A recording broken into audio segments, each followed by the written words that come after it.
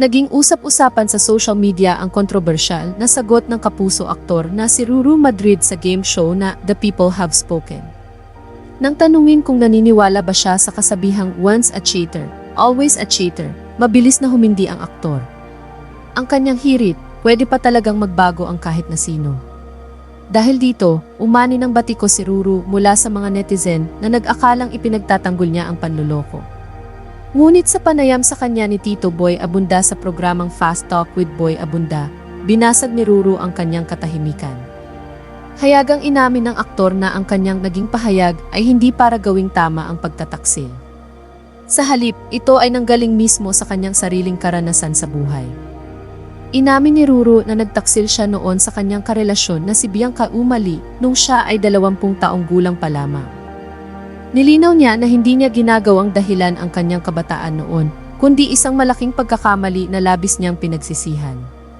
Paano nga ba siya pinatawad ni Bianca? Ayon kay Ruru, hindi naging madali ang proseso.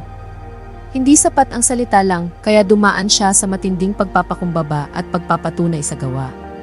Araw-araw niyang ipinakita kay Bianca na handa siyang magbago para maibalik ang nasirang tiwala. At dahil sa tapat na pagsisisi na ito, binigyan siya ni Bianca ng pangalawang pagkakataon. Isang pagkakataon na tuluyang nagpabago sa kanyang buhay bilang isang lalaki at bilang isang kapareha. Sa huli, pinatunayan ni Ruru na ang pagbabago ay hindi lang basta salita, kundi isang desisyon na pinaghihirapan araw-araw. Buong pahayag ni Ruru, yun yung pinagpapasalamat ko kay Bianca na kahit na po nagkamali ako during that time. I was 20 years old at hindi ko naman po sinasabi na dahilan na yung pagkabata ko sa ginawa kong pagkakamali. Pero siguro nga, tinuturing ko pa rin po siya na blessing in disguise somehow. Dahil from there, nakita ko po talaga yung kahalagahan ni Bianca.